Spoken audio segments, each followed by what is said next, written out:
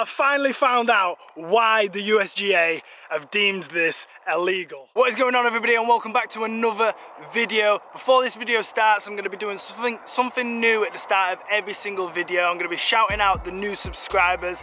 This week, new subscriber is Richard Droz. Thank you so much for subscribing. Hope you're enjoying the videos. If you would like a shout out, please subscribe. It's free and I'll give you a shout out in the next video. So in this series of videos where I am looking at the strangest golf clubs, the weirdest golf clubs, illegal golf clubs, I have another one. Now, this thing is from the 1990s. It is older than me, okay? So this thing back then was deemed illegal by the USGA. Now, the only thing that I could find as to why it is illegal is because there isn't anything where there should be something.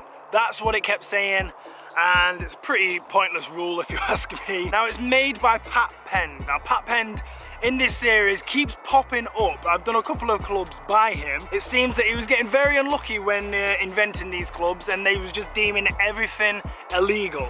But today, I have the Hollowpoint Bullet. It is classed as a driver, it's as long as a driver, but has the face, the size of a 3-wood, and obviously has a massive hole in the back. It's 10.5 degrees, it's got a bullet on the top of the face there, and I'm just tempted. I'm very excited to hit this and see what the hype was about, even though it's like 30 years later. So it really is a bizarre club. It's longer than a 3-wood, but not as long as a driver.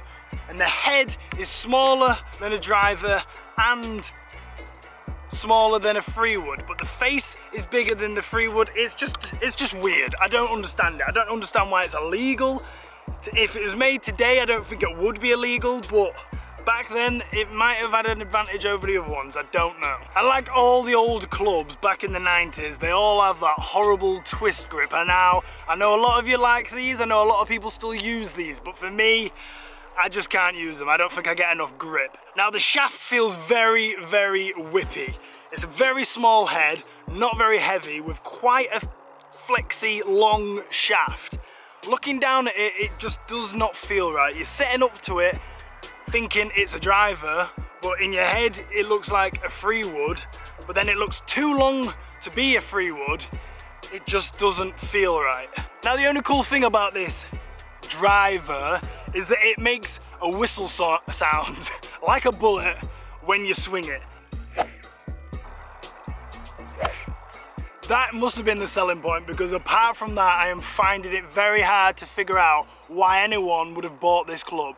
Now, coming out of the 90s, when everything was a bit bland, golf clubs weren't designed very well. Golf clubs were very, very beige. I think it's not that bad of a design. It does look good. Maybe it was just before its time. Maybe back then it just didn't fit in. I think it would benefit from being released at a later date. It's got a cool little bullet to line your golf ball up with. The back kind of reminds me of the driver that I had when I was a junior, which was a Cleveland launcher or something like that, and it had a massive dip in the back. That was just unheard of. No one, like, that driver was on its own in that league. It was weird.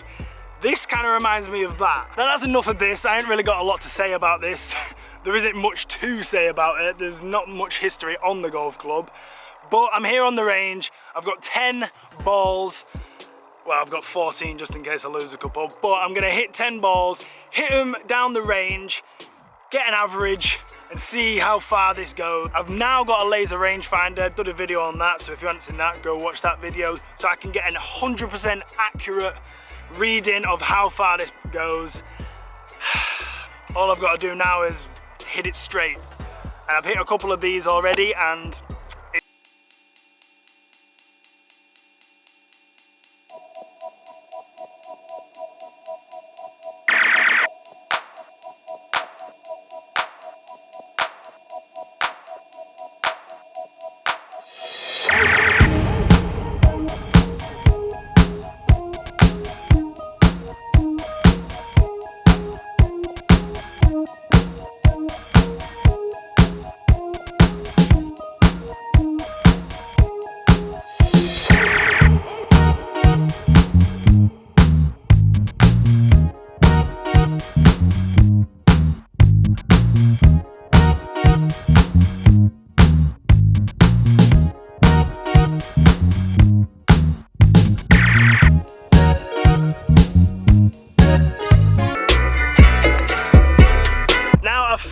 found out why the USGA have deemed this illegal. And it's because it's so freaking dangerous. This is gonna kill people on 4 holes away. There's no way anyone in history has ever hit a draw with this or hit it down the fairway. There's not a chance. And if you say you have, you're lying. I'm not having it. I'm not even gonna bother taking this to the course because it's dangerous. I do not want to kill anyone or hit anyone or frankly lose every single ball I own in my bag. Every single practice ball that I've got is gone. It's literally in the woods, never to be seen again. A few that I've caught out the heel have gone down the fairway, but that is it. This thing is pure dangerous. But in the name of science, I'm gonna go down there, find the balls that actually did hit the fairway, use my laser rangefinder and see how far it actually went. So we've got 3 balls there, 1 here, and 3 over there. Now my bag is all the way down there. Now if I stand in the middle of these balls, aim at my bag with my rangefinder, then I'll get an average. And that is what I'll say how far it's gone. From here it looks pretty far. 215 yards. Wow. Pat Pend, I absolutely salute you. What a wacky guy. Honestly, back then, he must have just been trying to change the game completely. Some of your clubs have worked, but I'm sorry, on this occasion, it is a thumbs down. This is not a good club. Absolutely wacky, does not make sense. Why it was illegal, the only thing I can think of is because someone probably died on the 19th fairway somewhere.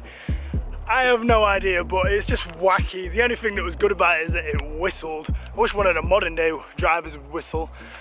But I am not taking that on the course. That is too dangerous, too uncontrollable. But I've had fun anyway. It is very early here in the morning, so I'm gonna put all my stuff away and I'm gonna go play some proper golf because I've got a big competition on Sunday, the club major, the Jacqueline, and I can't wait to play in that. My game's looking pretty good. As long as I stop messing around with these clubs and concentrate on my own clubs, I've got a big score coming, or a low score coming even. But thank you so much for watching. If you've got this far, smash that like button and subscribe if you're new. Thank you so much for watching, and I'll see you in the next video. Ah, Pat Pend, what a legend. See you later.